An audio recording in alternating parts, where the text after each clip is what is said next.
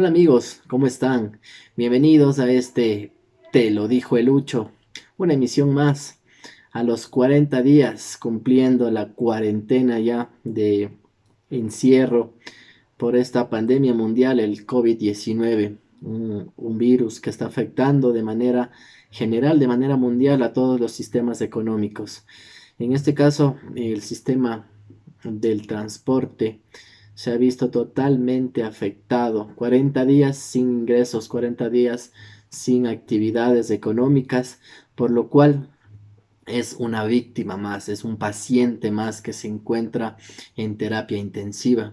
Por eso he decidido llamarlo a este capítulo El transporte ecuatoriano en terapia intensiva, una víctima más del COVID-19. Vamos a hacer un pequeño análisis de todo este proceso, ¿no? Desde el pasado 29 de febrero, es la fecha en que se confirmó el primer caso de coronavirus en el Ecuador. Hasta la fecha se han registrado 22.719 casos, 576 personas fallecidas, 1.366 personas con el alta hospitalaria. Y una víctima de todas de esta pandemia, una cifra más, es el transporte ecuatoriano. El transporte es un sistema muy importante para el desarrollo del país. El transporte de pasajeros a nivel nacional se encuentra en terapia intensiva. El sector del transporte ecuatoriano está pasando por la mayor crisis de la historia que cualquiera de nosotros podamos recordar. Desde el proceso de dolarización por allá en el año 2000, el cual provocó pérdidas económicas y quiebras financieras, a varios socios de las empresas de transporte. Eso fue, creo, lo más cercano o similar que se puede haber ocurrido a nivel de transporte. Pero algo de este tamaño, creo que nadie nunca creyó que podría pasar. Luego de la dolarización y de este proceso que fue gravísimo para muchas empresas de transporte, 20 años después se presenta una situación similar y fuera de lo esperado. Se vuelve a dar un panorama que no está claro, sin una solución a la vista. Las carreteras, el camino del transporte no está definido. La vuelta a las actividades de esta crisis, ¿no? Después de esta crisis que estamos viviendo en los últimos años, nos enfrenta a una nueva normalidad, donde la movilidad sostenible y en especial el transporte público va a ser un elemento clave en la configuración de nuestras ciudades. Es necesario realizar un análisis riguroso sobre cómo se va a reconfigurar nuestros hábitos en todos los campos, en nuestra forma de movernos. Tras del COVID-19, eh, pasa a ser un foco de debate, de propuestas. Esta pandemia mundial va a cambiar nuestra forma de pensar y de afrontar los problemas colectivos en muchos de los aspectos, en la movilidad urbana más que todo, que es una parte fundamental. Evitar el posible rebrote de la pandemia o prepararnos para nuevos virus que pueden pasar es una lógica de la salud preventiva en todos los aspectos de nuestra vida. Una de las principales medidas que se deben tomar para evitar el colapso del sistema sanitario es la restricción de la movilidad. Esto es lo que se está realizando, ¿no? En la cuarentena. Esta restricción de movilidad para evitar contagios. Sin embargo, en las próximas semanas se van a tener que definir las medidas para el levantamiento paulatino de las restricciones actuales que van a satisfacer diferentes necesidades de desplazamiento. Las recomendaciones sanitarias se dirigen a minimizar el uso del transporte masivo. Se está recomendando inculcando el uso de la bicicleta o los desplazamientos incluso a pie como modo preferente frente al uso del automóvil. Estas recomendaciones se enmarcan desde la apuesta por minimizar completamente el uso del transporte.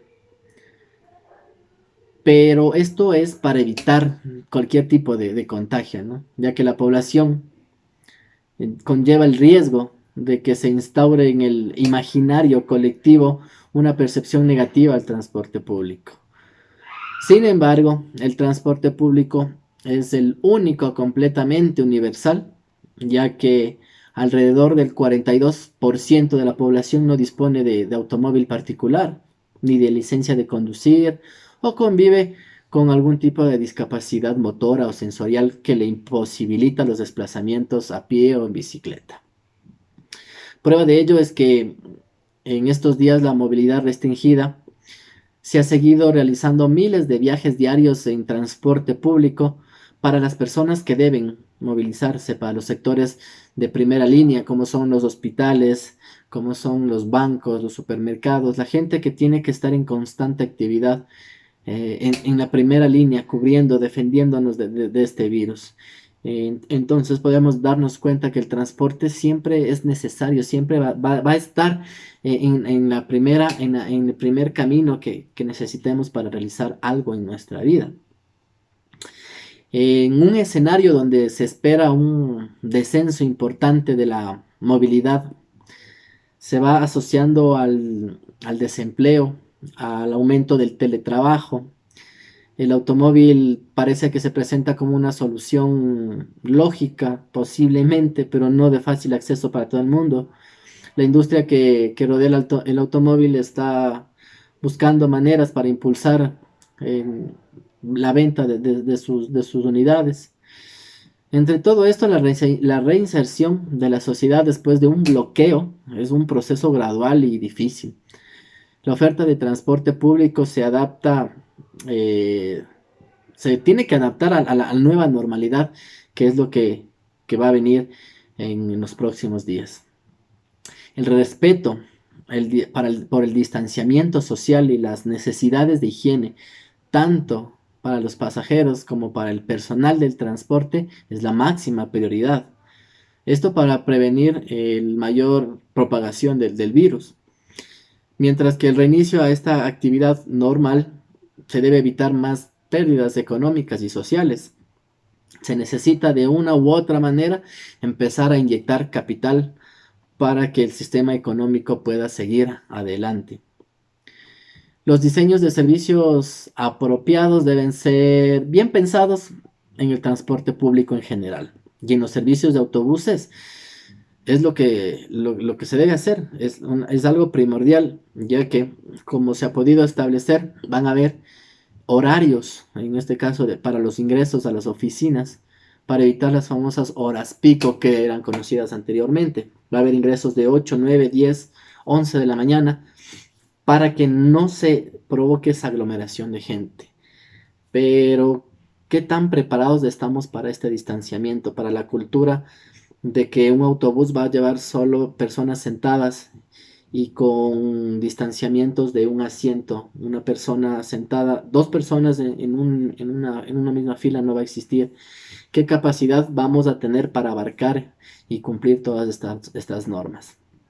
Entonces, ¿cómo podemos asegurar y cómo podemos prepararnos para esta nueva normalidad que se viene? Es cuestión de cultura propia, creo yo.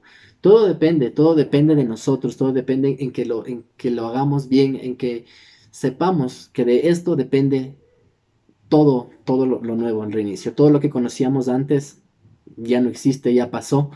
Tenemos que ser muy conscientes que lo que vamos a hacer de aquí en adelante es lo que vamos a dejar a nuestros hijos, a las personas que van a quedar luego de nosotros. Entonces hay que tomar conciencia de hacer las cosas de una manera inteligente, respetando las normas, el distanciamiento. Son 2 metros de distancia que debemos mantener. Están totalmente pintados, está determinado los puntos donde debemos ubicarnos parados la distancia. Lo único que tenemos que hacer es aplicar eso. Creo que esa es la manera, la única forma que podemos de a poco empezar a reactivar los servicios económicos, que sería un paso principal para que de a poco poder ir integrando uno a uno las actividades, entre ellas el transporte. ¿Cómo se preparan las agencias, las operadoras de transporte para todo esto? ¿Cuáles son las primeras experiencias de aquellas personas que ya están laborando, que están realizando las operaciones de transporte? ¿Qué medidas se están tomando para la nueva fase del proceso? ¿Cómo se comporta el cliente, el pasajero? ¿Qué nivel de confianza hay para el transporte masivo? ¿Cómo pueden los operadores de autobuses comenzar de nuevo, comenzar después de varias semanas y meses sin ingresos? Entonces son muchas preguntas que quedan y que lo que debemos hacer es disciplinarnos para que esto pueda acabar pronto. Ponle ánimo, ponle fe, quédate en casa. Te lo dijo el Lucho.